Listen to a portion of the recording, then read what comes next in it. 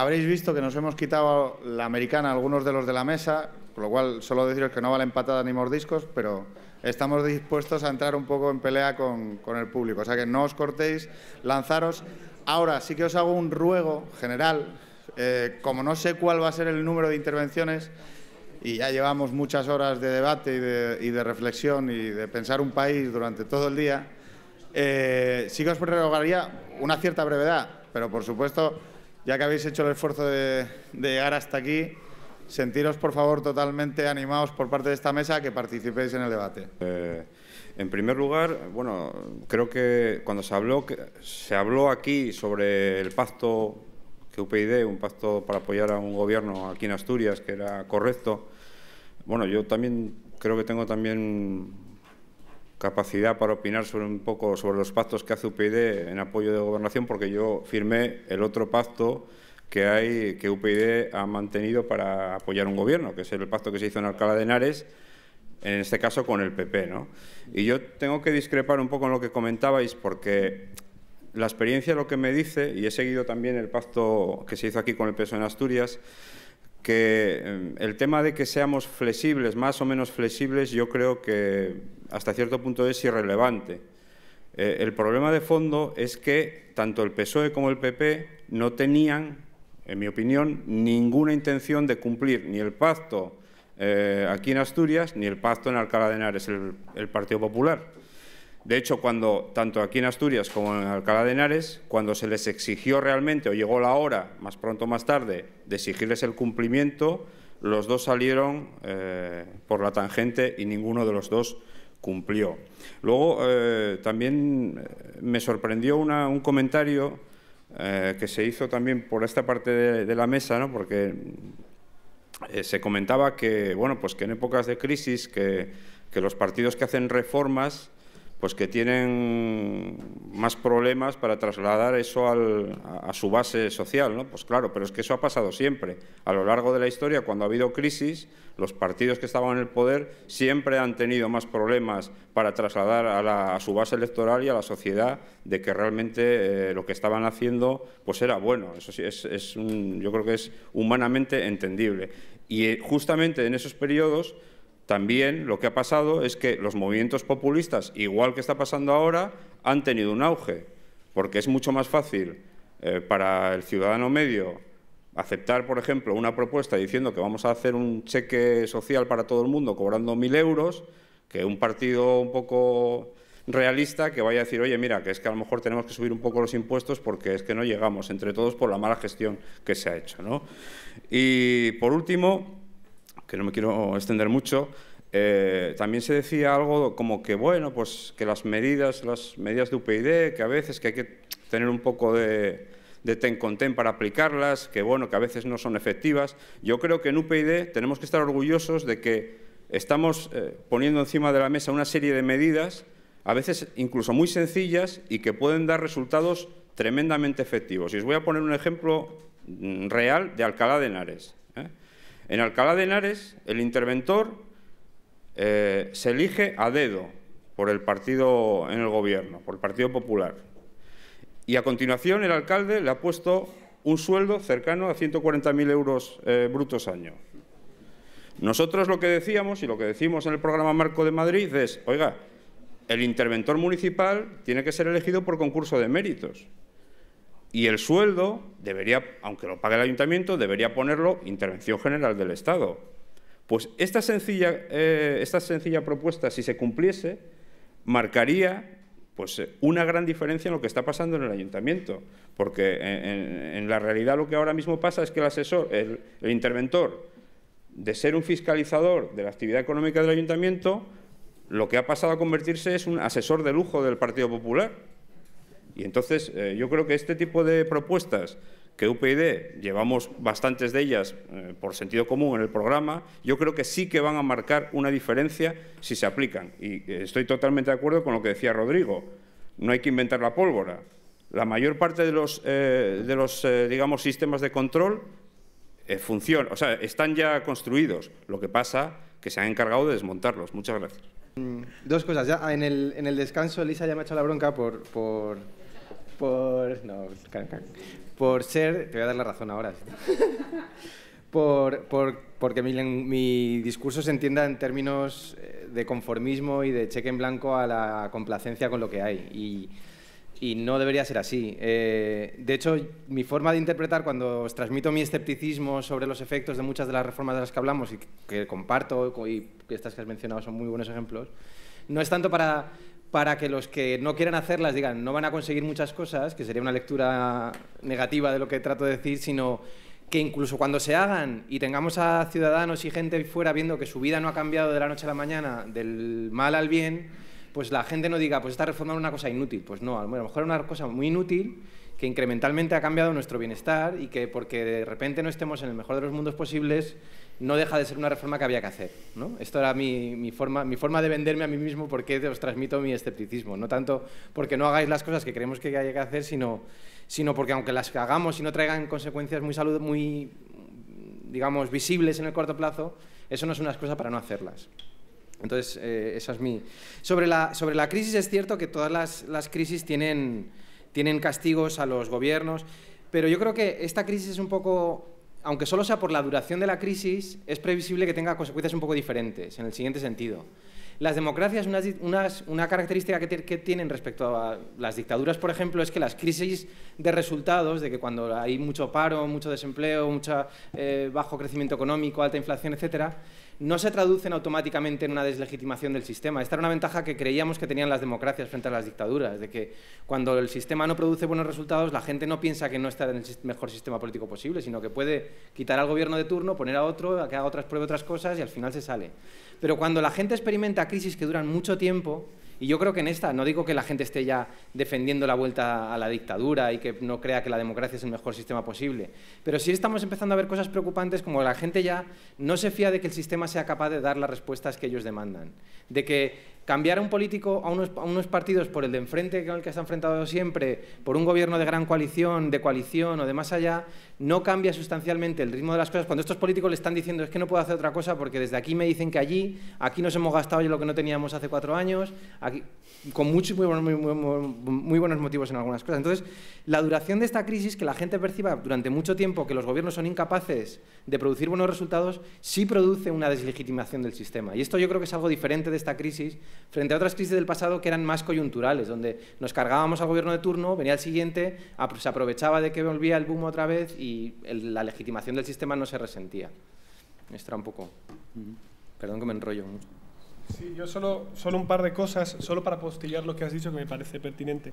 La primera es que muchas veces aquí nos confundimos entre lo que es la percepción hacia el sistema y los rendimientos que provee el sistema, y no es necesariamente lo mismo. Es decir, puede haber... Cuando unas medidas, por ejemplo, como esta, ¿no?, la comentabas el interventor, probablemente la mayoría de la gente ni siquiera se entere. Es decir, cuando los sistemas y los mecanismos de control funcionan bien, no nos enteramos de que funcionan bien, pero funcionan y después esto se nota en el rendimiento. Pero como eso es más difuso, sí que, por ejemplo, en el caso de las reformas electorales está muy claro, ¿no? Sabemos perfectamente que las reformas electorales no cambian la evaluación. Sobre esto que se dice, no, si yo tengo listas abiertas, de repente la gente va a estar muy motivada con el sistema y tal. Toda la evidencia que tenemos dice que no. Es verdad que los que están más interesados por la política van a estar un poquito más motivados porque van a poder hacer, pero en términos generales no. Ahora, en términos de rendimientos, como por ejemplo tener unas listas desbloqueadas, cambian las dinámicas dentro de los partidos, eso sí que es interesante, exactamente igual que lo que planteabas tú para la intervención. Es decir, esta reforma que no se nota, sí que después se traduce en el tipo de actuaciones que hace el municipio, y eso sí que es importante.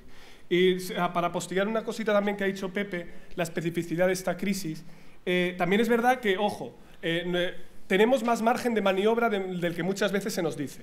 Es decir, se transfiere muchas veces responsabilidad a Bruselas sobre muchas decisiones económicas que se toman aquí, que vienen decididas por parte del gobierno. Es decir, cuando Mariano Rajoy sube y dice no tengo alternativa, depende. O sea, la decisión de aplicar un ajuste más sobre el recorte de ingresos y no sobre recorte del gasto y no subir los ingresos es una decisión política, y Bruselas no te está diciendo cómo tienes que llegar a ese objetivo, tú lo decides. Entonces yo creo que también eso a veces tenemos que recordar, que los gobiernos nacionales pueden hacer más cosas de las que muchas veces ellos nos dicen que pueden hacer.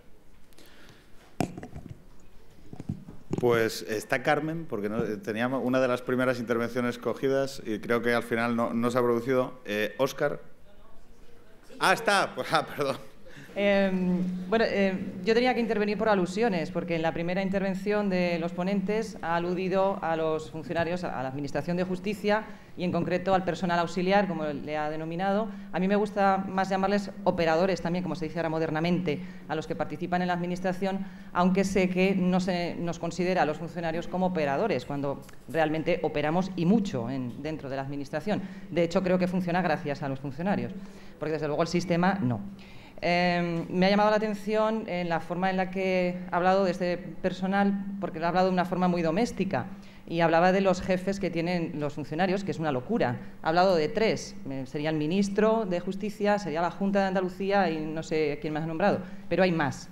Está el secretario judicial, que da órdenes, está el juez, que también da órdenes, o fiscal, además está el consejero del ramo, ¿no? En la Administración autonómica está el ministro, pero es que luego también está el presidente del Gobierno. Entonces, esto es una locura. Y es una locura también por el tema de las autonomías. O sea, yo apuesto porque se devuelvan las competencias de justicia al Ministerio, porque funcionaba muchísimo mejor. Y además se producen una serie de desigualdades entre los propios funcionarios que llegan a ser absurdas, ¿no? Por ejemplo, con la regulación que se hizo de la minoración retributiva por las incapacidades, nos vemos que hay algunas comunidades autónomas, como por ejemplo la Canaria, que tiene un catálogo de enfermedades por las que no se les hace ningún tipo de minoración económica, que tienen hasta 500 enfermedades. Sin embargo, en Andalucía, por ejemplo, solo tenemos 3, todas las demás se minora las retribuciones, y Cataluña, por ejemplo, que es todavía más restrictiva. Entonces nos vemos con situaciones tan absurdas como que, por ejemplo, un funcionario de Aragón, por un resfriado, si no va a trabajar, no se le descuenta, y a lo mejor por una hepatitis en Andalucía sí. Entonces, las comunidades autónomas es lo que tiene. Se ha hablado también de reformar la justicia como una solución a la corrupción. Si consideramos que es la Administración de Justicia la que hay que arreglar para arreglar la corrupción, mal vamos, porque la justicia, por definición, y es un principio general del derecho, es el último recurso. Es el último recurso a todos los niveles, sobre todo en penal. Entonces, siempre se habla de que es preferible un mal acuerdo que un buen juicio, y esto lo decimos nosotros que lo vivimos internamente, ¿no? Entonces, evidentemente, aún así, hay que reformarla. Tiene muchísimas quiebras y una de ellas, la más importante, desde luego, me parece que es la politización, ¿no? de la justicia. Sí, no, es que no voy a preguntar. Una cuestión también que es muy importante, y es que cuando se hace algún tipo de reforma en la estructura de la justicia, no se hace previamente un informe de costes, no se presupuesta. Entonces nos vemos con situaciones como la ley de 2003, que fue la que introdujo la nueva oficina judicial, que no se ha llevado prácticamente a efecto, porque luego cuando se va a instaurar resulta que no es posible económicamente. Esto ha pasado también con los sistemas informáticos, que también lo ha referido el primer ponente, que cada comunidad autónoma tiene la suya, con lo cual esto es una locura, ¿no? En cuanto a la Administración, que decía que había que está corrupta, sí, está contaminada porque tiene elementos tóxicos, que son los políticos. Yo, aparte de ser funcionaria de Administración y Justicia, soy liberada sindical, entonces tengo que estar en las mesas de negociación con la Administración. Entonces, quien toma las decisiones es un político que además no es que sea una persona especialmente bien preparada, sino probablemente lo contrario, y además es porque tiene el carnet, en mi caso, que es Andalucía, del PSOE. Pero es que además los técnicos son funcionarios, pero son elegidos también por designación, por libre designación. Entonces tampoco es que sean los más competentes, los que más sepan ni nada de esto, sino simplemente son fieles, ¿no?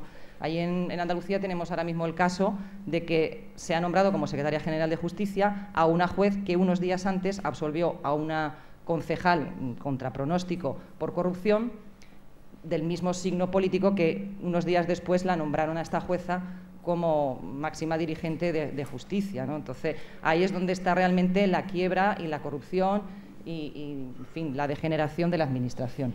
No tanto, sí, ya termino. No tanto por los funcionarios, que también lo habéis hablado, porque es un poco impensable que los funcionarios, que no digo que no los haya, sean corruptibles, porque no hay nada más objetivo que un funcionario. A los funcionarios no les interesa jugarse el puesto por nadie. Entonces, pues bueno, esto quería también dejarlo claro. Y por último, con respecto a la reforma de la Administración, se tiende a privatizar porque se dice que se gestiona mejor desde la privatización que desde dentro. Bueno, pues también podríamos pensar por qué funciona bien la privatización o a través de una empresa privada y no en la administración. Entonces, en lugar de fijarnos en lo que no funciona dentro de la administración, vamos a mirar qué es lo que sí funciona en el otro sitio y lo vamos a trasladar. Lo que pasa es que no hay voluntad. Para esto no hay voluntad. Y por último, y ya termino, lo prometo, es que yo no he sido breve en la vida, entonces tengo que hacer un esfuerzo muy grande. Sí, sí. En cuanto al problema de la política, creo que es un problema de acercamiento, no tanto de la política a los ciudadanos, sino de los políticos a los ciudadanos. Y yo creo que esta, la mejor forma, aparte de lo que se ha hablado de salir en los medios de comunicación, es también un vis a vis de los políticos, de los dirigentes con el ciudadano. Muchas gracias y perdón por la extensión. Bueno, se han planteado aquí muchas cuestiones, muchos temas, en realidad en la misma línea, pienso yo, que lo he dicho al principio durante la ponencia, ¿no? Efectivamente, la justicia tiene muchos jefes. Lo que pasa es que he comentado 3 porque son los 3 que diseñan la estrategia de la Administración de Justicia. Esto, en el libro que nosotros hemos escrito, pues que pueden adquirir en el hall del teatro, pues comentamos esto con un ejemplo que nos parece muy relevante, es decir, Zara, el imperio Zara, ¿no? Zara, si en vez de tener un único jefe, que es el señor Pablo Isla, ¿no?, que diseña su estrategia a nivel internacional, etcétera, tuviese 3 jefes, pero que además no se hablasen entre sí, cada uno define un poco su estrategia a nivel nacional, pero de forma independiente en cuanto a su ramo correspondiente. Y además, cada una de esas tiendas de Zara pues no tuviese jefe, realmente un jefe claro, o tuviese varios jefes o muchos jefes incluso, que además tampoco se hablasen entre sí, que cuando hay un problema que afecta a varios de los empleados, unos dependiendo del jefe que tienen son castigados de una manera y otros son castigados de otro, o sea, que diríamos que además en cada comunidad autónoma las tiendas funcionen de forma diferente, que no se comuniquen entre sí, etcétera. ¿Qué pasaría con Zara? Pues Zara realmente Zara es que no existiría, evidentemente, o sea, es que no vendería una camiseta. Sin embargo, la justicia española, con todos esos increíbles hándicaps, pues es lo que decía Sebi ayer, del que va corriendo por el desierto con un yunque. Es que no es imprescindible que vaya con el yunque, realmente lo podría soltar. Y la justicia española lo podría soltar, y nosotros estamos en ello. Pero claro, hay que hacer un enfoque general del problema que toque, como he intentado explicar al principio, muchas cuestiones más allá de la justicia, propias competencias autonómicas, la politización, etcétera, etcétera, ¿no? En cuanto a que la corrupción, la justicia no es útil de cara, o por lo menos no puede ser el único instrumento de lucha contra la corrupción. No, evidentemente, ya lo hemos comentado antes, la corrupción hay que pararla mucho antes, hay que pararla desde los partidos políticos, desde su democracia interna, desde la administración, por supuesto, etcétera. Pero claro, es que el cierre del sistema es la justicia. Si la justicia no castiga de forma impotente a los corruptos, de forma que quede claro que la corrupción no se va a tolerar en una determinada sociedad, pues entonces los incentivos que se generan es a que los políticos no controlen sus partidos políticos, a que la administración sea permisiva en materia de corrupción, etcétera. Es decir, es cierto que es la válvula de cierre del sistema, pero su efecto prescriptivo, su carácter disuasorio es tan potente que en el caso que la justicia falle, pues se tiende a fallar de forma sistémica también todo lo demás, ¿no? Y en cuanto a que efectivamente hay otros sectores de la administración que funcionan correctamente, claro, esto es lo más dramático en relación a la justicia. Claro, nosotros podemos pensar en la seguridad social, que funciona relativamente bien, en la agencia tributaria. Oye, es que como se te olvide presentar el impreso X, es que lo llevas claro, porque al cabo de un mes tienes el requerimiento correspondiente. Tienen muchos recursos, grandes programas informáticos que funcionan bastante bien, etcétera. Y en cambio la justicia no. La justicia en medios materiales, etcétera, en organizaciones, etcétera, está en las catacumbas, vamos, en algunos sectores de la justicia parece que viajas en el tiempo. Cuando ves esos legajos de papel, esas máquinas, parece que casi ves las Olivetti, las Lexicon, estas, vamos, es una cosa asombrosa. ¿Por qué? Bueno, porque hay muchas razones que lo explican. Y los más pesados de mis coeditores dicen que es que al Estado actual, a los políticos, a la partitocracia dominante, no a todos evidentemente, pero a la partitocracia dominante, no les interesa arreglarla, no les interesa meterse de verdad en ese tema.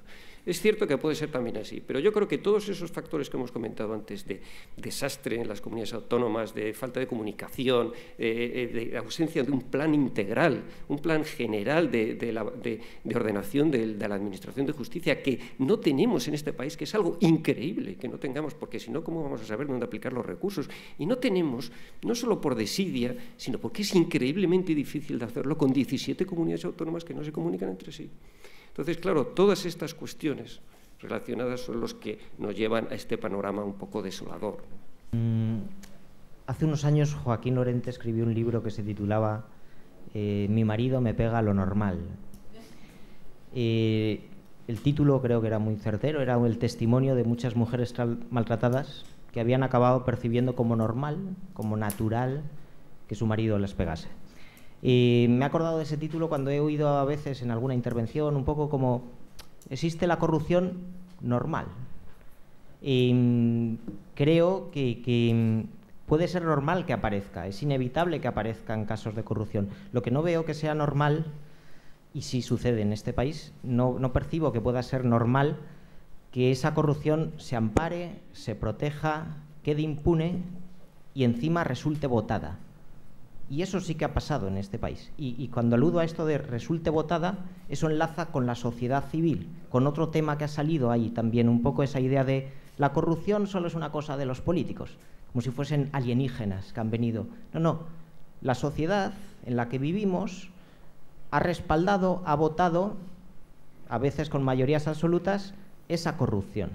Entonces, me parece que eso tampoco se nos debiera olvidar y que eso desmontaría la idea de que en nuestro país se corrompe lo normal, como el marido, aquel que pegaba lo normal. Gracias. Bueno, como el de la normalidad era yo, te voy a contestar yo. Cuando he usado la palabra normal, lo he hecho conscientemente, de una manera irónica y también intentando generar un pequeño debate, que me alegro de que haya salido.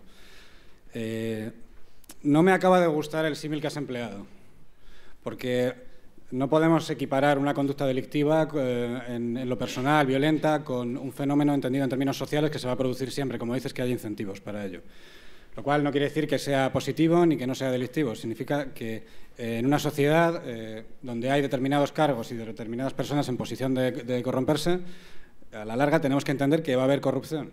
Entonces, mi postura no era tanto justificar la corrupción, que evidentemente no lo hago, sino decir que el problema son los incentivos que ponemos. Y sobre todo poner el caso español en un contexto, porque el caso español, como bien decía Pepe antes, y hemos resaltado varias veces, no sucede en el éter, no somos un planeta que está aislado, España, sino que pasa en un contexto de unas naciones que tienen unas características parecidas a las nuestras. Entonces, cuando vamos a las mediciones más usadas normalmente de corrupción, que también, como decía Pablo, son opinables porque evidentemente es un fenómeno difícil de medir, resulta que tenemos digamos que tenemos unos porcentajes de corrupción, tenemos un fenómeno de corrupción que es hasta cierto punto equiparable a los países de nuestra renta y nuestras características. ¿Significa eso que no hay que luchar contra ella? No. Significa sencillamente que, bueno, que tampoco podemos ponernos ahora digamos, en una situación de pensar que estamos en el mayor desastre de la historia de la humanidad en cuanto a corrupción, porque no es así.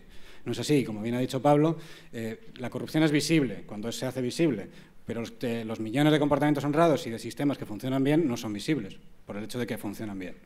Entonces, por supuesto, no tenía ninguna intención digamos, de ser tolerante con la corrupción. Y, de hecho, he hablado también de la segunda parte de tu comentario, ¿no? Que era el hecho de que la corrupción no ha generado un castigo electoral en muchos casos en España. Y he intentado explicar algunos de los mecanismos por los que esto ha sucedido así. Y era porque probablemente estaba asociado a un sentimiento, una percepción por parte de la ciudadanía y de la sociedad civil de que todas las comunidades, la comunidad política entera se estaba beneficiando, ya fuera en términos de infraestructuras, de creación de empleo, de crecimiento económico en general. Entonces, estoy completamente de acuerdo, y bueno, habrás visto que lo he mencionado en mi intervención, el hecho de que la sociedad civil tiene una responsabilidad en esto. Nosotros decimos siempre que todos no somos culpables, pero todos somos responsables, porque todos tenemos tenemos que ejercer una labor de vigilancia como ciudadanos y no siempre la ejercemos, y de castigo también de la corrupción. Buenas tardes, soy Manuel López Gascón y me ha gustado mucho vuestras intervenciones, especialmente porque yo estuve hace 3 años, casualmente, de vacaciones en Libertonia. Y me pareció un país muy interesante y coincido con lo que habéis dicho, que sus características de la gente individuales son como las de cualquier otro lugar. Tienen sus mismos miedos, sus mismas ilusiones, sus mismas esperanzas, en fin, psicológicamente son igual que cualquiera. Sin embargo, sus actitudes y sus conductas sociales me parecieron diferentes por lo que pude ver. Claro, tienen una trayectoria propia. Por ejemplo, sus personajes históricos más valorados, a diferencia de otros países de nuestro entorno, No son ni militares ni gobernantes, sino que son dos tipos, se llamaban Rinconete y Cortadillo, me parece. Y son muy valorados en esta sociedad. Luego, históricamente, pues claro, estuvieron también 40 años en los que no pudieron tener ninguna participación política, bajo un gobernante bajito, que se llamaba de apellido Ísimo, general Ísimo, y ahí no les dejaban ni participar, ni sabían lo que era la democracia, ni la opinión. Han estado, cuando yo estuve, pues llevaban 30 y tantos años con otro gobernante llamado el Campechano. Quiero decir con esto que estas personas les ha creado una idiosincrasia, me parece a mí. Se volvieron resignadas con el primer gobernante, se han vuelto quejicas, se quejan mucho, actúan poco, y últimamente pues parecía que estaban también ya cabreadas, pero siempre echando la culpa a otro. Y otra característica que me pareció notar es que, en general, no se sienten partícipes del Estado, lo ven como una cosa ajena. El Estado, la Administración, el Ayuntamiento, no lo ven como suyo, lo ven como algo diferente, como una vaca, que tiene muchas, aquí estamos en Asturias, muchas tetinas, y bueno, pues compiten entre sí a ver quién puede chupar más, ¿no? Entonces, lo que sí que había entonces, cuando estuve yo, había un partido, no sé qué, no me acuerdo, que llevaba poco tiempo, que tenía muy pocos afiliados, no tenía poder, pero en el tiempo que llevaba se estaba ganando algo distinto al poder, que es la autoridad moral, porque estaban siendo consecuentes, estaban tratando de ser algo que no hacían los demás partidos, que es ser ejemplares.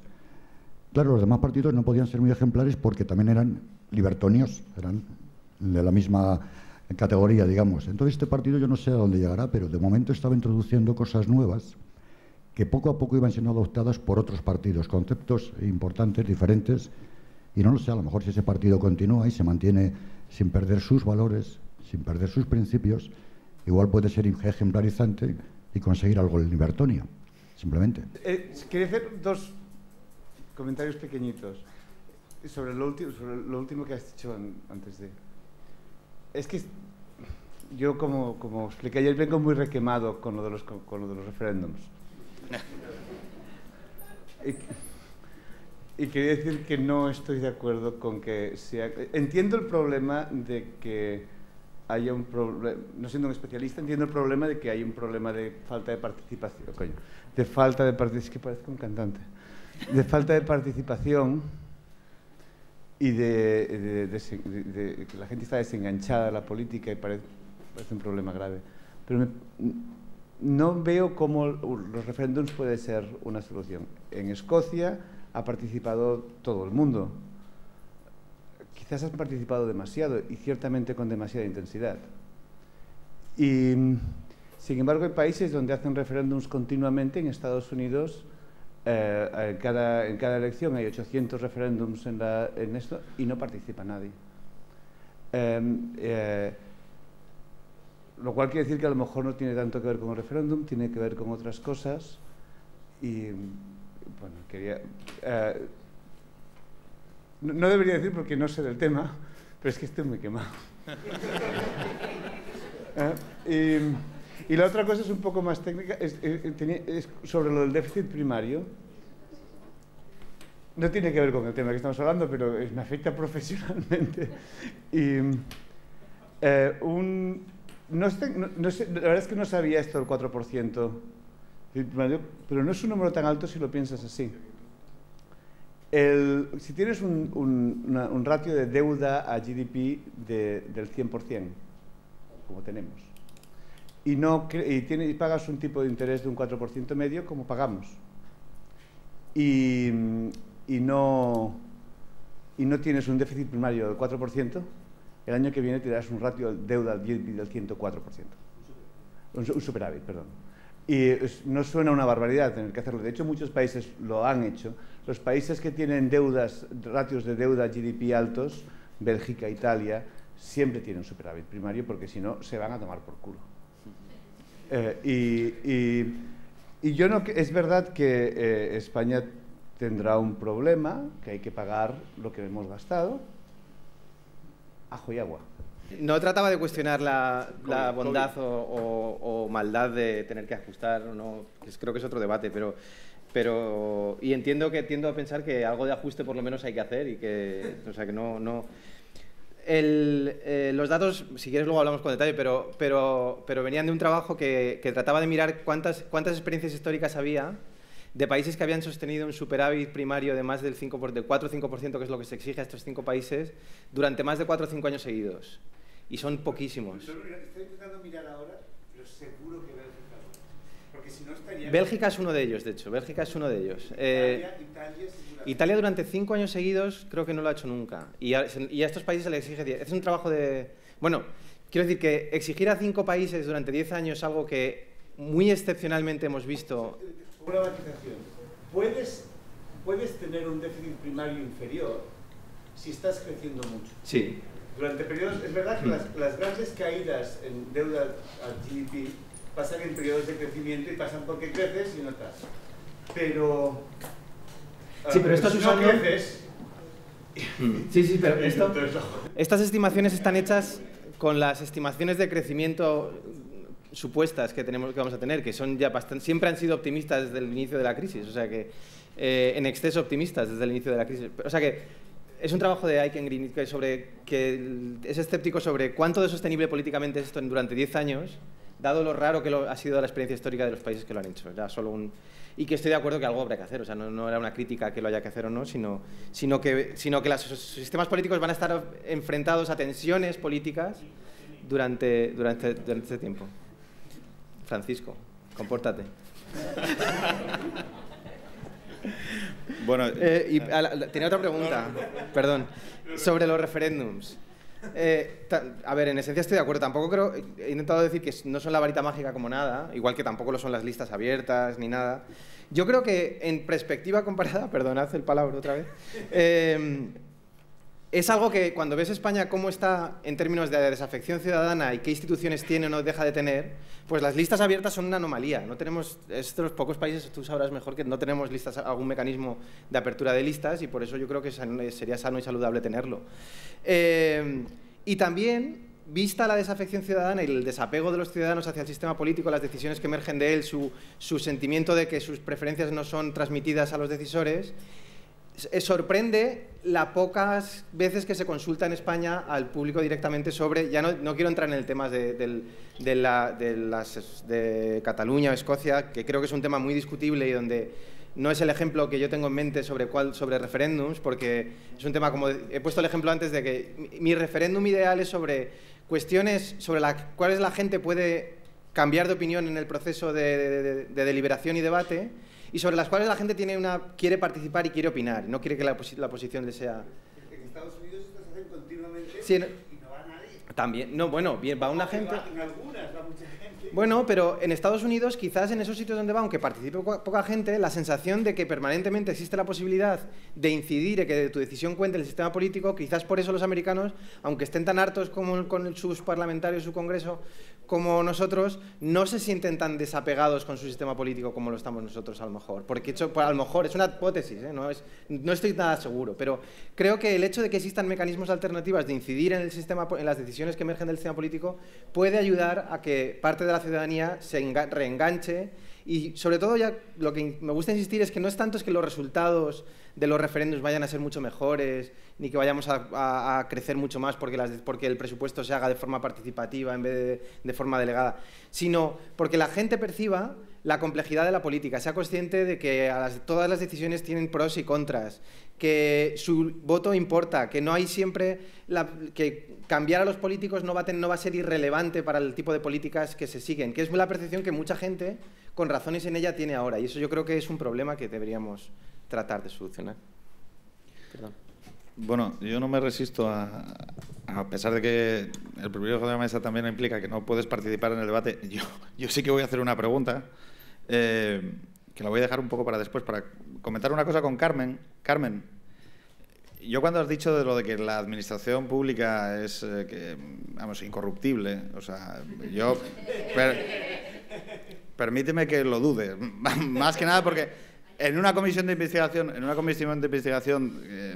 bastante conocida, el caso de corrupción más grande de Asturias, que ha sido el caso Marea, por lo menos de los destapados, de los evidentes, tuvimos el enorme privilegio de ver cientos de miles de facturas visadas en cientos de miles de expedientes de contratación menor, visados y absolutamente tramitados correctamente con el sello de calidad y aprobación del interventor de 4 consejerías del Principado de Asturias, y cuando los policías fueron a los institutos de educación públicos a comprobar si aquellos materiales existían, no existía ninguno. Es decir, aquello había pasado todo el trámite administrativo con la anuencia de una parte muy importante de la administración pública de esta comunidad. No quiero decir nada, pero uno de los fundamentales problemas, creo, que tenemos en este país con la corrupción política, de igual manera que con el tema de los empresarios, es que hablamos única y exclusivamente de los políticos en el proceso de corrupción, cuando están también los empresarios en ese proceso de corrupción y está también la administración pública.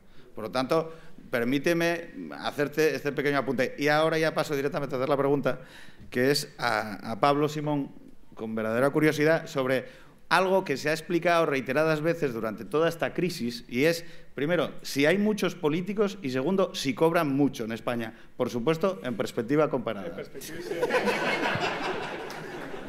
Es fácil, no y no.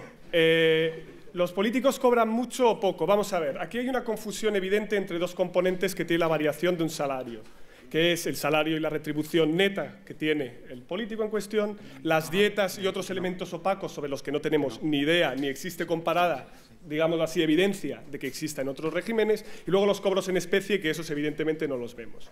En términos de salario per se, el político en España está mal retribuido. Está mal retribuido, y esto hay que decirlo. ¿Cuál es el problema? El problema es que como la retribución viene a través de otros elementos que no son opacos, al final hay complementos salariales no controlados. ¿Qué es lo que sería razonable si se quiere avanzar en esta línea? Porque pensemos una cosa, cuando uno tiene que ser político, si queremos atraer, porque esto se dice muchas veces, ¿no? Es que los políticos tienen que ser gente cualificada, gente buena. Esa gente afronta un coste de oportunidad. Y un coste de oportunidad significa algo que dejas de ganar si te metes a político. Y si tú tienes una trayectoria profesional, por ejemplo, imagínate, profesor de universidad, investigador, y estás 4 años en política, son 4 años que no estás publicando, que no estás rindiendo, tienes un coste importante. Entonces tú tienes que ofrecerle un salario a ese profesional que se va a venir a trabajar para un partido o lo que sea, o a hacer un de cargo público que sea razonable, que sea aceptable. Aquí en España se cobra poco. ¿Qué es lo que pasa? Que esto tendría que acompañarse, esto es trampa si decimos, venga, vamos a subir el salario a los políticos, pero no tocamos esa otra parte. Lo más razonable, lo que me parece a mí razonable, y aquí sí que no es perspectiva comparada, sino ya opinión personal, es integrarlo todo en un paquete. Es decir, que no se cobraran, por ejemplo, dietas o elementos opacos que no son, sino que se diera una buena retribución, pero con luz y taquígrafos, que es lo que parece más razonable. El segundo elemento es si hay muchos o pocos políticos en España. Mi percepción es que, bueno, de hecho hay un cálculo que es la que se llama la ley del cubo. La ley del cubo lo que hace es estimar el porcentaje de políticos que le toca a cada país en función del cubo de su población. España está cuadrada. De hecho, incluso en el Congreso nos faltan algunos diputados más, de los que nos tocaría. Las comunidades autónomas alguna varía. Por ejemplo, yo soy de La Rioja, pues tenemos más de lo que no, porque somos peques, otros tienen menos. Ahora Castilla-La Mancha se ha movido porque, como sabéis, se han cepillado a la mitad. Entonces, el tema es, ¿cuál es el problema? De nuevo, esto ya no es perspectiva comparada, sino otra vez opinión personal. El problema es que no es que tengamos muchos o pocos políticos, sino que tenemos pocos políticos a tiro de urna. Es decir, hay una paraadministración que no está muy claro cómo se elige, ni con qué criterios, ni nada, y todos podemos tener en la cabeza pues, los casos de las diputaciones o semejantes, que claro, eso no se elige directamente. Entonces es bueno que nosotros tengamos los políticos que nos toca, pero que los podamos echar si lo hacen mal. Pero el problema es que, por ejemplo, la diputación, que es de elección indirecta, nosotros no tenemos un control directo como ciudadanos, ni siquiera tenemos mecanismos de transparencia. Entonces, yo creo, y esto ya sé que va contra la línea de vuestro partido, yo creo que tenemos los diputados autonómicos que nos toca, yo creo que eso, por ejemplo, no hay que incidir porque está bien, pero hay que incidir en lo otro, que es en el hecho de decir, bueno, es que lo que nos falta son políticos a tiro de urna y es lo que queremos, es que es lo que pide la ciudadanía. Entonces, esta sí que es un poco ya mi opinión sobre el tema. tema de la desafectación política, el cambio estructural y, sobre todo, el modelo de democracia que queremos, ¿no? Un modelo de democracia representativa, un modelo de democracia participativa, un modelo de democracia deliberativa. Y yo creo que hace falta un análisis fundamental de qué tipo de modelo de democracia queremos para luego saber qué tipo de reformas posibles podemos implementar. Pero, bueno, aun siendo este uno de mis temas, digamos, de preocupación, hay otro ámbito que también me preocupa mucho, que es el ámbito psicoeducativo. Entonces, esta mañana salieron algunos temas a relucir que se quedaron un poco pendientes porque no tuvimos tiempo todos de hablar o de intervenir, ¿no? Y uno de ellos era, por ejemplo, el valor del ejemplo como método de regeneración de la conducta, en el caso, por ejemplo, del fraude fiscal o cómo evitar el fraude.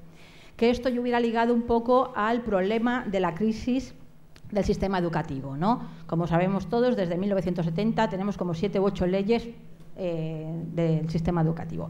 Y que yo hubiera ligado también al problema de la televisión y de los medios de comunicación, no solo como medios de comunicación, sino como medios de educación también, porque a través de los medios de comunicación y la televisión lo que hacemos es también transmitir valores, transmitir conductas, transmitir tipos de comportamiento, ¿no? Entonces, esto yo lo ligaría ahora a su vez a lo que ha salido en la mesa, que era, bueno, el tema del regeneracionismo y los regeneracionistas en torno al 98, ¿no? Yo creo que ellos vieron bien también que el problema de España, lo que ellos llamaban el problema de España en ese momento, no estaba solo en el sistema político, ¿vale?, que era entonces el caciquismo y la oligarquía, sino que estaba más allá del sistema político en lo que diríamos ahora, creo yo, un macrosistema, ¿no? Entonces, traigo a colación el lema de Costa, que supongo que está en mente de muchos de nosotros, que era escuela y despensa, despensa y escuela, ¿no? Un lema que, si no recuerdo mal, data de 1870. Mi pregunta, ya concreta, es, si implementamos reformas posibles, como las que han salido en la mesa esta tarde, en el sistema político, pero no hacemos lo mismo y al mismo tiempo en un macrosistema, sistema educativo, por ejemplo, ¿no corremos el peligro de no obtener los resultados esperados o deseables en el propio sistema político? Es decir, aun considerando que el problema es un problema sistémico, ¿no es un problema también macrosistémico y no podemos solamente implementar estas reformas posibles en uno solo de los sistemas? Gracias.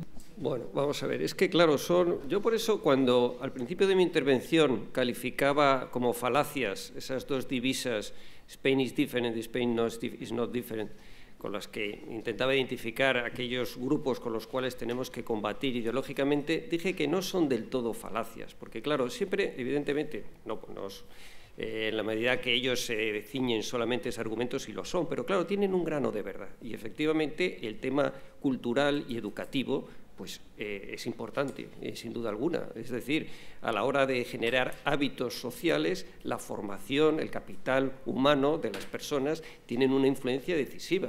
O sea, esto es lo que, por ejemplo, Sánchez Cuenca, en el post que ya comenté en nuestro blog sobre el tema, insistía mucho. Es decir, en determinadas regiones de Italia, en donde su sistema institucional es idéntico a otras, lo cierto es que los comportamientos o los efectos que se aprecian en la política y en la cosa pública son totalmente distintos, porque el capital humano, es decir, la formación cultural, educativa, etcétera, es muy distinta. Y es cierto que hay un grano de verdad en esto, pero no hay que olvidar que las normas tienen también un efecto educativo formidable. Esto ya lo sabían los griegos desde la época de Aristóteles. También crean hábitos, forman actitudes que a lo largo del tiempo terminan por consolidarse, no solo como consecuencia de reformas educativas, sino también por el solo efecto de la existencia, ejecución y enforcement, como dirían los anglosajones, de esas normas jurídicas. Es decir, si nosotros tenemos un régimen institucional gracias al cual conseguimos acercar la relación entre lo que está escrito en un papel, en la Constitución o las leyes orgánicas, y lo que pasa en la realidad, nosotros estaremos trabajando más por la educación de los españoles que a lo mejor con muchas reformas educativas, que hay que hacer, por supuesto, sin duda alguna que hay que hacerlo, pero cuyos efectos vamos a apreciar a mucho más largo plazo. Es decir, no son dos cosas antitéticas, sino son dos cosas que trabajan de forma secuencial. Lo cierto es que el solo hecho de llevar al debate político, como hace UPyD desde hace mucho tiempo, este tipo de cuestiones, de colocarlos en la agenda política, de luchar por ella, tiene un efecto educativo, forma ciudadanos de una forma mucho más eficaz que a lo mejor una reforma puntual en la educación de nuestro país. Gracias. Sí, intentaré ser muy breve. Estoy muy de acuerdo con esta última intervención en las dos cosas. Una es sobre qué modelo de democracia queremos tener, y lo que yo en mi ponencia trataba de cuestionar, y lo digo cuestionar con toda la candidez del mundo, porque de verdad que no tengo una postura muy formada y no estoy muy seguro de lo que os proponía, es que quizás yo, que soy un firme partidario de la democracia representativa, que creo que no hay una alternativa mejor a lo que tenemos, la mejor forma de canalizar las demandas ciudadanas, de tomar decisiones sensatas en el largo plazo, que obedezcan a los deseos de la gente, etcétera, que hay mecanismos de castigo de los políticos. Quizás las bases sociales que requerían este modelo de democracia representativa para que funcionara de forma eficaz se han erosionado por cosas que están un poco fuera de nuestro control. Y que los partidos que tenían, pues como digo, bases sociales sólidas, que les votaban, que les acompañaban siempre, aunque tomaran decisiones difíciles, que podían invertir en el largo plazo porque sabían que tenían una bolsa de apoyos y de votantes y de sustrato social debajo que les acompañaban y que a los cuales eran capaces de transmitir esa credibilidad para que sus políticas dañinas en el corto plazo fueran positivas en el largo plazo, para que llegaran a acuerdos que sus bases no les gustaban, etcétera. Esas condiciones sociales en las cuales esa democracia representativa a la que estamos acostumbrados en la segunda mitad del siglo XX en Europa se han erosionado. Ahora tenemos unos electorados muy heterogéneos, donde cada uno de nosotros tiene posiciones diferentes sobre el aborto, la descentralización, la redistribución, la libertad de horarios, si los funcionarios tienen que ser elegidos por concurso o por oposición. Y entonces, en este mare magnum de opiniones y de preferencias, donde cada uno quiere tener ver validadas sus intereses, pues los partidos ya, como digo, no tienen esta balsa de apoyo que tenían siempre. Y esto tiene seguro muchas cosas muy saludables, pero otras cosas no tanto. Y yo creo que la democracia representativa que tenemos en mente tenía como presupuesto la existencia de estas bases sociales para que funcionara eficientemente, porque si no, muchas veces los partidos, como digo, se vuelven cortoplacistas, pensar muy en el corto plazo, y esto es parte de los problemas que tenemos ahora. Entonces, lo que decía yo es que como idea, a lo mejor importar algunas nociones de estos modelos alternativos de democracia sin comprarlos totalmente, porque yo soy el primer escéptico respecto a ellos, de la democracia directa, de implicar a los ciudadanos en las decisiones políticas, puede ser algo sano y saludable, de delegar a los expertos algunas cosas y no de confiar en que los representantes sean los que decidan sobre ellas, pueden ser algo sano y saludable que hagan a los ciudadanos copartícipes del sistema en el que están. Y el segundo punto con el que estoy muy de acuerdo es que a lo mejor ahí tenemos que mirar más allá de las reformas institucionales, digamos, de representación, de mejorar los mecanismos de rendición de cuentas, etcétera.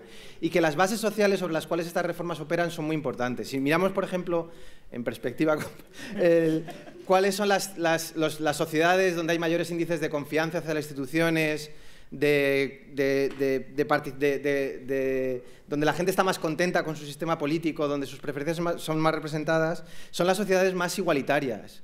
Y a lo mejor, cuando vemos que las sociedades se vuelven más desigualitarias y los intereses se vuelven las luchas de intereses se vuelven más fea, más desagradable, donde la gente percibe que el interés del otro va en contra del interés suyo, pues a lo mejor, digamos, transmitir estas demandas, estos conflictos al sistema político, igual envilecen al sistema político en su conjunto. Entonces, cualquier cosa que haga que deteriore el nivel de igualdad social de la gente, pues seguramente también tendrá asociado un nivel de empeoramiento de la confianza ciudadana hacia las instituciones. Y esto tenemos que pensar no solo en arreglos institucionales de cómo manipulamos el sistema electoral, que estoy, como digo, insisto, a favor, sino también de estos sustratos sociales que son a lo mejor las fuerzas sobre las cuales estos cambios en el margen también operan. ¿Puedo hacer una intervención muy pequeña? Solo una intervención muy pequeña sobre esto y lo que yo creo que es una oportunidad, que otra vez voy a opinar, sin ir en perspectiva comparada. Lo que yo creo que hicimos es perder una oportunidad durante los 80 de sacar una buena educación para la ciudadanía. Quiero decir, a mí es algo que me llama mucho la atención, que es que nuestros escolares, y yo también he sido escolar no hace tanto, salen sin, por ejemplo, saber qué es una declaración de impuestos, cómo se vota, qué es un parlamento, qué es un sistema parlamentario, tal. Entonces te encuentras con unos niveles de información política que son extremadamente bajos. Es cierto que esto se reproduce también en las democracias de tercera ola. Las democracias que son jóvenes suele pasar así porque es normal, porque muchos de nuestros mayores se socializaron en otro régimen político y entonces no han, digamos, vivido en democracia. Pero es cierto que si tú no entrenas a demócratas, entrenar entre comillas, claro, te vuelves un campo mucho más fértil para determinadas estrategias de manipulación o de lo que tú quieras, porque cuando tú tienes información puedes contrastar por ti mismo, pero si no lo tienes... Entonces esto es una reforma que, no hablamos de reformas institucionales, ¿no? Pero que es muy sencillo, es decir, sacar una asignatura en instituto que sea el ABC de nuestro sistema constitucional con los elementos básicos para defenderse por la vida, que esto no lo vemos. Y a mí por eso pues, me da un poco de pena que lo perdimos durante los 80 y ahora nos hubiera venido muy bien tener unas cuantas cohortes que saben cómo funciona el sistema político, y cuando se intentó por parte de la legislatura de Zapatero, pues al final se politizó tanto el pim pam pum de qué es lo que entra en el currículum, qué no, que si tal libro pone matrimonio gay, que si tal cual, que al final no terminó saliendo. Y esto es una pena, porque esto son cosas que luego en el medio plazo creo que lo pagamos. La ponencia se trataba de recuperar la confianza en el sistema político y reformas posibles. Nos hemos centrado mucho en la corrupción, que yo creo que sí, que realmente es un tanto por ciento elevado la corrupción, pero también el alejamiento de la política, como comentaba mi compañero de Zaragoza, me parece otro tanto por ciento bastante elevado. Con lo cual, me han pedido que sea muy breve, como soy de matemáticas, lo sé hacer, voy rápida. Nuestros dos grandes problemas, corrupción y la no participación, el alejamiento. ¿Cómo se arregla? Con un partido que se llama UPyD, que gracias a Dios tiene las claves para solucionarlo, las dos: la rendición de cuentas y la transparencia, y la participación ciudadana. Y no me refiero a referéndums, me refiero a una participación más institucional y más sistemática. Solo nos faltaría, y llegamos al problema de la mañana, llegar al ciudadano y explicarle cuáles son nuestras claves y cómo lo hacemos, que creo que es de lo único que adolece nuestro partido. Muchas gracias. Nosotros nos hemos puesto una vacuna, ¿no?, que tiene que ver con el no estar en el mismo cargo, tanto interno como externo, durante X tiempo. Todo eso está muy bien, pero para que sea real, entiendo que, y por eso os lo pregunto como expertos, entiendo que ahora mismo prácticamente solo funcionarios pueden dedicarse a la política por un ratito, que es de lo que entiendo se debería de tratar. Si realmente conseguimos una participación vía educación, que ya se ha dicho también, activa, o sea, no ya solo como un derecho, sino casi como un deber a lo largo de tu vida, tienes que poder volver a trabajar sin depender de la política. No creo que la solución sea solo un tema económico, sino una persona que está en una empresa que con 35 años, por ejemplo, decide, bueno, pues voy a dar el salto, porque mis compañeros me dicen, mira, da el salto que creemos que vales, bien, pero que tengo que poder volver a mi empresa. Y tenemos que buscar sistemas para que incluso a las empresas no les sea nocivo, incluso sea una ventaja para la empresa, el que personas destacadas por un tiempo estén en política.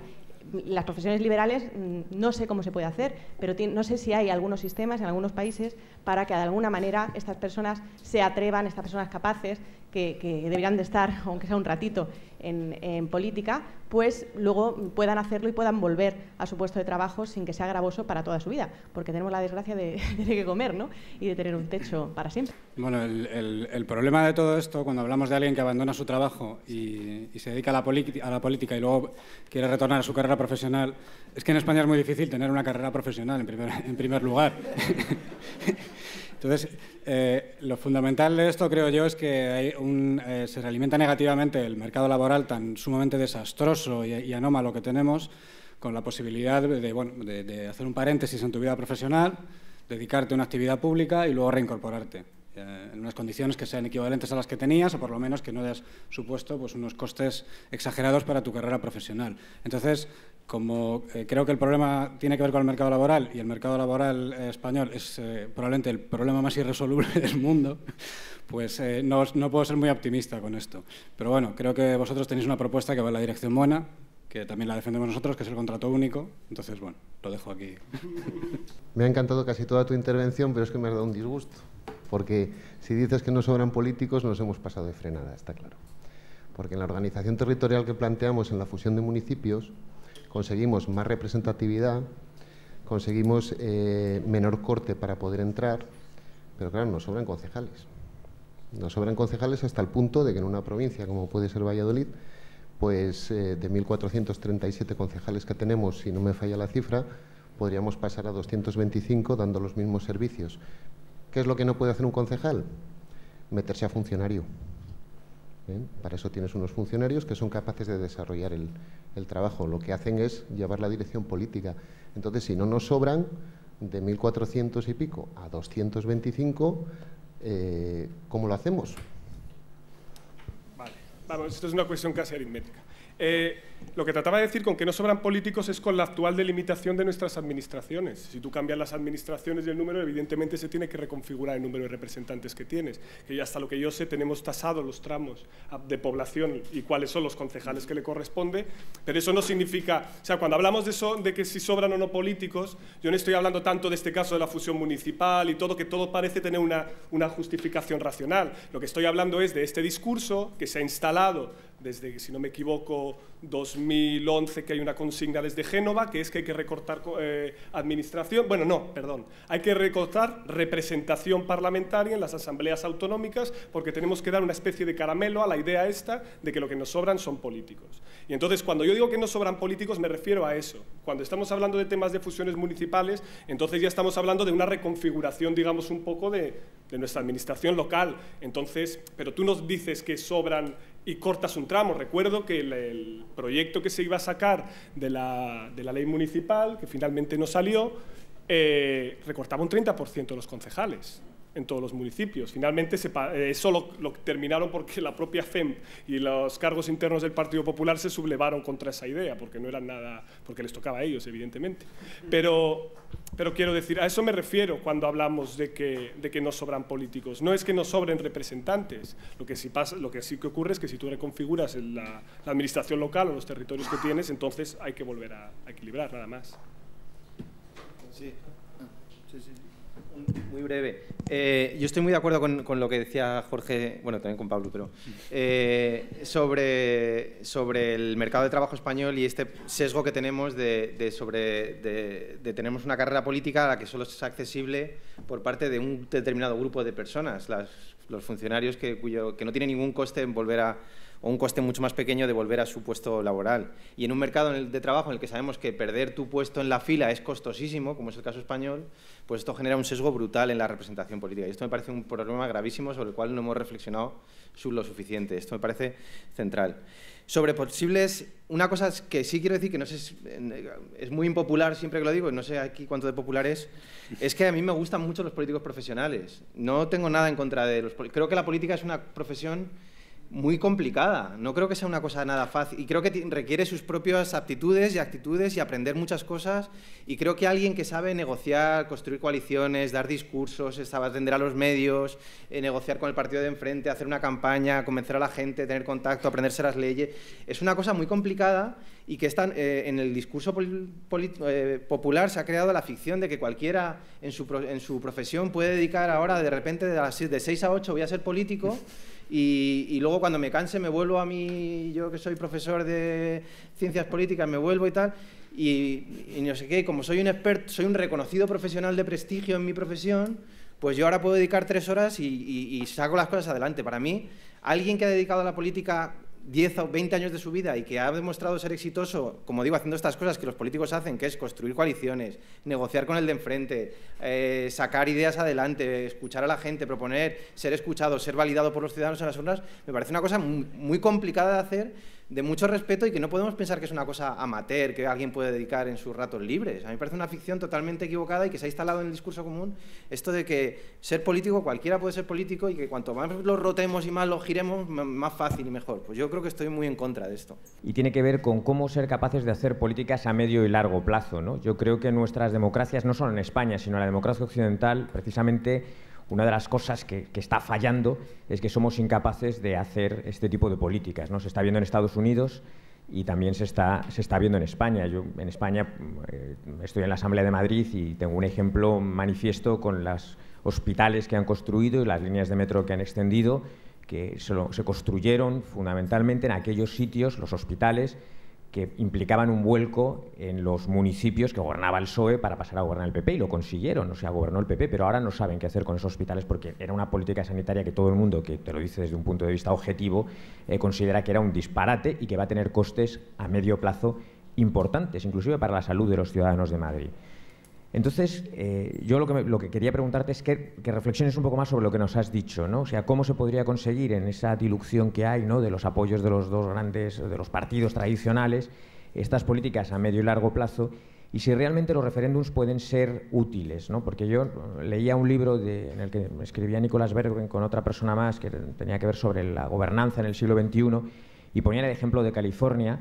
Y en California se utilizaron, por lo que ellos cuentan, los referéndums a principios del siglo XX como un instrumento para parar a los poderosos que compraban al Congreso, bueno, al Parlamento californiano, y que lo ponían al interés de los grandes capitalistas californianos o de los que habían construido fundamentalmente el ferrocarril, lo que ellos cuentan. Y que, sin embargo, ahora estos referéndums estaban sirviendo para lo contrario. O sea, no estaban sirviendo para limitar a los poderosos, sino que en una sociedad de la imagen estaban sirviendo para conseguir los objetivos de los poderosos y en contra de las políticas que podían interesar a la mayoría de los ciudadanos de California, y políticas a medio y largo plazo. Fundamentalmente, pues habían llevado a la crisis fiscal de California. Entonces yo lo que quería también es que reflexionarais sobre eso, ¿no? O sea, ¿qué posibilidades hay de que estos instrumentos participativos que estamos hablando, que pueden ser muy interesantes, en esta sociedad de la imagen, al final se conviertan en un instrumento de los que más poder tienen para construir la opinión pública y no realmente un instrumento que interese a los ciudadanos? Y a los ciudadanos lo que les interesan esas políticas a medio y largo plazo. ¿Qué medidas podría haber? ¿Qué es lo que vosotros habéis reflexionado, más allá del gobierno de los expertos, ¿no?, que también mencionan Nicolás Berguen en el libro este que comentaba, una participación mayor de los expertos? ¿Qué es lo que creéis vosotros que se puede hacer, no solo en España, sino en conjunto en la crisis que vive la democracia en el mundo occidental? Muy buena pregunta. La verdad es que tengo muchas dudas y coincido con la lectura que has presentado de, por ejemplo, del uso abusivo de los referéndums en California, donde cualquiera ahora percibe que la crisis fiscal del Estado tiene que ver con esto, con normas absurdas que se han ido haciendo allí un poco de forma cortoplacista. O sea, que los referéndums como per se no solucionan este problema.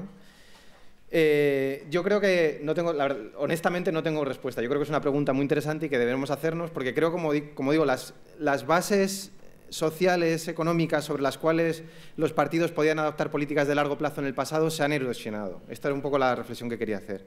Y ahora no tenemos otras alternativas. Entonces hay que ser imaginativo, ¿no?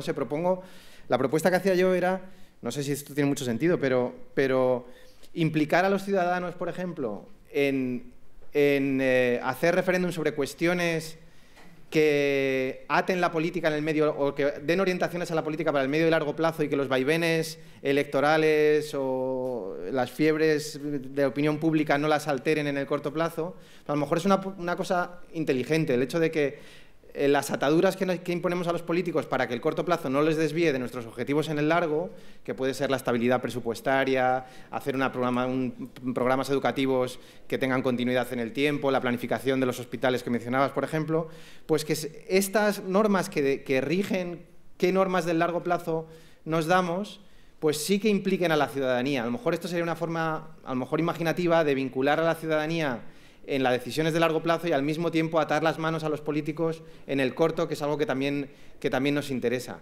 Y lo que sí me gustaría enfatizar es que es una reflexión muy profunda, o sea, celebrar tu intervención, porque es una reflexión que nos tenemos que hacer mucho más a menudo, porque no tiene que ver con atar más y más y más en las manos de los políticos, sino reconocer que los incentivos que tienen los políticos, volviendo un poco al discurso que hacía Jorge, los incentivos que tienen los políticos en estas sociedades les lleva muchas veces a hacer estas cosas, a pensar demasiado en el corto, porque su vida laboral y política no va más allá de 2 legislaturas. Entonces, ¿cómo le vas a hacer pensar en qué sistema educativo va a dejar para 2 generaciones más allá, cuando las siguientes elecciones van a ser dilucidadas por temas que ahora no tenemos ni idea? Entonces, igual implicar en la democracia participativa no para las decisiones del corto, sino para las decisiones que marquen la agenda del largo, puede ser una forma imaginativa de combinar estas dos cosas, pero vamos, te digo esto por no pedir el comodín del público, que era lo que tenía que haber hecho.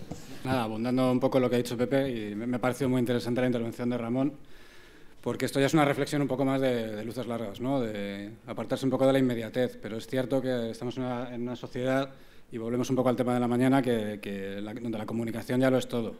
Y el caso reciente de Podemos pues nos ha puesto encima de la mesa también a los politólogos. Bueno, yo estoy un poco a medio camino, ¿no? Tengo un pie en cada disciplina, pero los politólogos, sobre todo los más apegados a la evidencia, muchas veces han despreciado la comunicación política, ¿no? Como que era una cosa de gurúes y una especie de pues esto, ¿no? De gente bailando para provocar la lluvia o cosas así.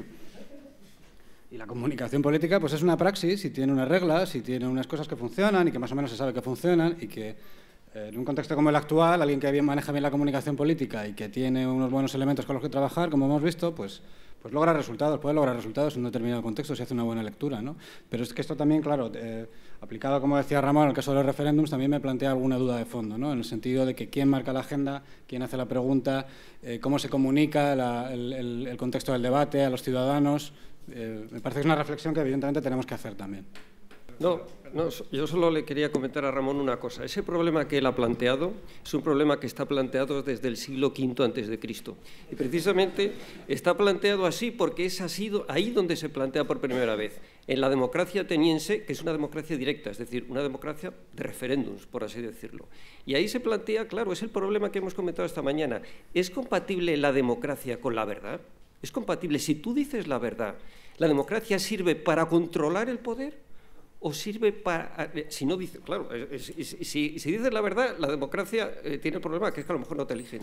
Y por tanto, esa relación puede pervertir la democracia. En el caso de que tú quieras utilizarla de forma persuasiva, a través de la retórica, corres el riesgo de que la democracia entonces ya no sirva para controlar el poder, sino que sea un instrumento del poder, lo que tú has dicho exactamente. Este es un problema que se planteó en ese momento y sigue hasta el día de hoy, y lo curioso es que los filósofos, desde Platón hasta Foucault, te dicen, no es posible, la democracia es incompatible con la verdad. Y es muy curioso. En cambio, los políticos, desde Protágoras hasta Obama, te dicen, sí, claro que es posible, Y tenemos que tener en cuenta una cosa, nosotros somos políticos y nos lo tenemos que creer, que es posible. Yo creo que es posible. Rodrigo me ha pisado un poco lo que iba a decir. Es una mesa muy moderna, y oigo mucho hablar de política, pero volviendo un poco a lo clásico, os oigo poco hablar de moral. Y yo, como soy un clásico... voy a contar una pequeña anécdota. Yo soy profesor de Educación para la Ciudadanía y de Ética, y es una profesión de alto riesgo, porque hoy en día explicar ética en secundaria, en un instituto público, y Educación para la Ciudadanía, pues es una tarea bastante ardua. No tenemos solamente un problema de conocimiento, sino básicamente de voluntad y de ejemplaridad moral. Entonces me gustaría preguntaros, y que haga una cierta reflexión sobre eso, ¿no? Es decir, yo creo que tenemos una crisis moral, no en el sentido de que antes fuera mejor, sino que está por crear una nueva moral que una a esa sociedad tan líquida y que convierta a toda esa población heterogénea y flotante en una ciudadanía patriótica. En fin, algunos somos asiduos lectores de Javier Gomá, podríamos hablar aquí de cosas que él ha contado sobre que ser patriota hoy en día pues es aceptar la vulgaridad, ser productivo y reproductivo. Pero bueno, sin llegar mucho más allá, sí me gustaría, porque me pareció que estaba un poco ausente en vuestra reflexión, para mí la política es una ciencia, pero una ciencia práctica. La experiencia es un grado y desde luego exige la mayor de las inteligencias, un compromiso altísimo, unos niveles muy altos de excelencia y presupone desde luego un altísimo nivel moral. Para mí es el requisito fundamental de un político. Que sea una persona moralmente intachable. Y lo he escuchado poco. Entonces me gustaría, en fin, si es que estáis de acuerdo con ello, o a lo mejor tenéis una visión, no sé, más maquiavélica, más moderna, más... Porque efectivamente, claro, yo soy muy antiguo, yo estudié con los libros de Aranguren, aquello de ética y política, ¿no? Y lo tengo muy introyectado. Entonces me gustaría escuchar, si no pensáis que también tenemos un problema moral, digo toda la población, porque todos somos políticos. Todos somos políticos, todos los ciudadanos somos políticos. ¿O no? Igual estoy equivocado. La pregunta es tremendamente complicada, claro, porque piensa que los politólogos no podemos medir la moral. Quiero decir, cuando nosotros intentamos pensar en qué elementos explican los fenómenos, no puedo hacer un test y ver cómo de moral es usted o no. Sí que hay alguna evidencia de esto que decía, voy a tirar por aquí, a ver si sale, lo que decía Putnam, ¿no? Y hablaba del capital social. Y son estos elementos que a lo mejor se liga un poquito a la moral, que es estos comportamientos micro que no nos damos cuenta, pero que sí que son muy importantes para el funcionamiento de la sociedad. Él lo que hacía era contrastar lo que ocurría, y antes lo hemos comentado aquí, en los lugares del norte de Italia con los del sur. La explicación que daba era descabellada porque decía que venía desde la Edad Media, porque las ciudades-estado, no sé qué, no. Pero lo que sí que se observaba es que con las mismas instituciones, sitios donde la gente confiaba más los unos en los otros, eran como una buena grasa social, un buen engrasante para que las instituciones funcionaran bien. ¿Cómo se construye eso? La explicación es completamente tautológica, no lo sabemos. O sea, quiero decir, ¿cómo a partir de un momento dado la sociedad empieza a comportarse de manera moral o esto? Pues aquí podríamos entrar en teorías de cómo se socializa la gente, y esto sí que conecta un poco con lo que hablaba Pepe. Pensemos que antes los partidos, las grandes ideologías, eran todo una comprensión de la vida, era un mecanismo de socialización política de primer orden. Tenías el partido, tenías el bar del partido, la prensa del partido, el sindicato. Todo eso daba una cosmovisión a tu realidad. Eso ahora, como afortunadamente tenemos más educación, más interés, podemos ir saltando de Claro, y eso genera cierta ansiedad. Es verdad que como ahora nos enfrentamos a escenarios mucho más complejos, en las que estos grandes tótems ya no existen, nos movemos en esto de la que dicen la sociedad líquida y tal. Es cierto, yo soy un poco moralmente agnóstico. Quiero decir con esto, creo que la moralidad juega un papel importante, creo que yo no soy nadie para decir a la gente cómo ser moral o cómo no serlo. Con lo que te hablaba de la persona esta del CDS, no sé si estabas cuando conté la anécdota, ¿no? Que le pusieron a él el maletín delante y él dijo, bueno, a lo mejor ahora lo he rechazado, pero a lo mejor en 2 años no. Entonces, mecanismos que impidan que la gente se comporte de manera inmoral o en meter en las leyes comportamientos que nosotros, o en las instituciones, en ese sentido, ya sé que me estoy liando yo solo porque no tiene una respuesta fácil. Yo te ayudo ahora. Pero creo eso, creo que sí que es verdad que importa, pero que nos es muy difícil capturar cómo y de qué manera podemos llegar a eso. Entonces, es una reflexión que no cierra nada, como ves. Sí, pero bueno, incidiendo un poco en esto, yo creo que si no hablamos de moral es un poco también por humildad y por reconocer las limitaciones de la disciplina. O sea, nosotros no podemos pretender desde una disciplina como la ciencia política dominar una variable tan compleja como la moral individual, ¿no? Es que sería algo completamente descabellado. Entonces nosotros, nuestro enfoque, yo creo que, bueno, prácticamente el de todos los que estamos en la mesa es como podemos controlar unas cosas muy pequeñas, vamos a tocar esas cosas tan pequeñas que nosotros con nuestras maquinitas y nuestras regresiones podemos controlar. Y esto enlaza también con el tema que ha mencionado alguien de las grandes reformas, ¿no? Omnicomprensivas. Una cosa que nosotros mencionamos mucho es la necesidad de evaluar las políticas que se hacen y de ver que esas políticas tienen los resultados que pretenden y que declaran que tienen que tener.